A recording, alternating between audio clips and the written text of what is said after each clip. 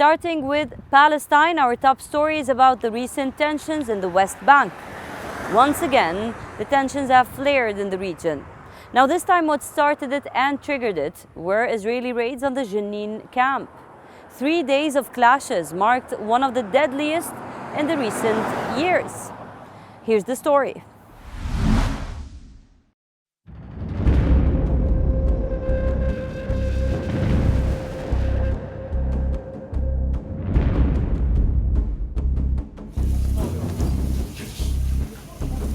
And this was round 3 of deadly violence and mayhem in what goes down as a week of the fiercest Israel-Palestine clashes in years.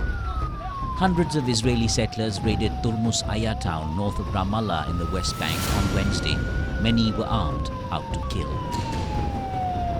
A report said at least 30 houses and 40 cars were torched. Dozens of settlers came here, around 250 settlers. They tried to enter the courtyard. They set the cars on fire. They started shooting towards the house, using live bullets and stones, and they damaged the balconies. Local residents say Israeli soldiers moved in soon afterwards. Live shots were fired, some by men in Israeli military uniforms, some by Israeli settlers. Hours later, an Israeli drone targeted a car, killing 3.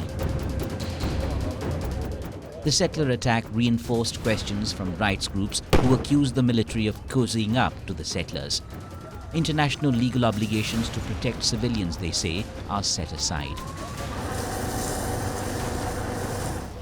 Prime Minister Benjamin Netanyahu stepped in, saying Israeli citizens must respect the law, though he justified what many claimed as police lawlessness. There are days when you have to say the obvious. The state of Israel is a state of law. The citizens of Israel are all obligated to respect the law. We will not accept riots either in the Golan Heights or in Judea and Samaria. I fully back the Israel police and security forces in their activity to maintain law and order. We will not accept any calls against the police and the security forces in these places and any other place. We are a country of law. The Turmus Aya onslaught came as reprisal for the killing of Israeli settlers a day earlier. Outside the Eli settlement, 4 settlers were killed by alleged Hamas militants at a restaurant and petrol station. The funeral of one of them, Nahman Morodov, is said to have inflamed passions. Allegedly fanned further by Israel's national security minister calling for a military operation and fierce action by Israel against Palestinians. The time has come for a military operation in Judea and Samaria.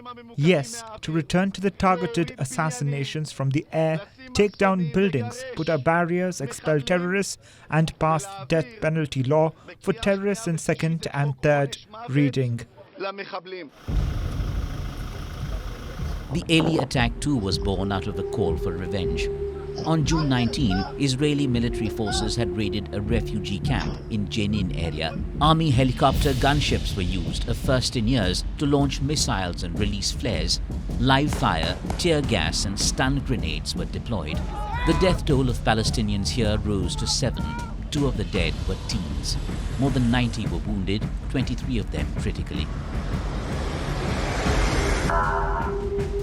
I believe those numbers are going up as we speak.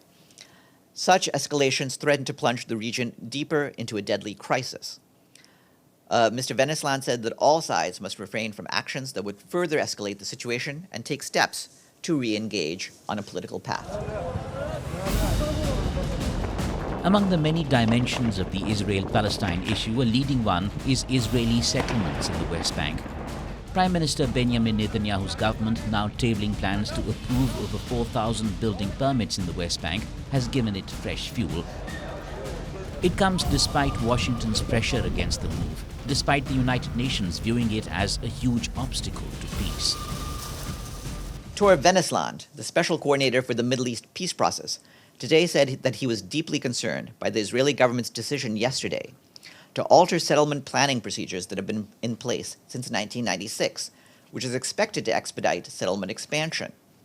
He is also alarmed by the anticipated advancement next week of over 4,000 settlement housing units by Israeli planning authorities.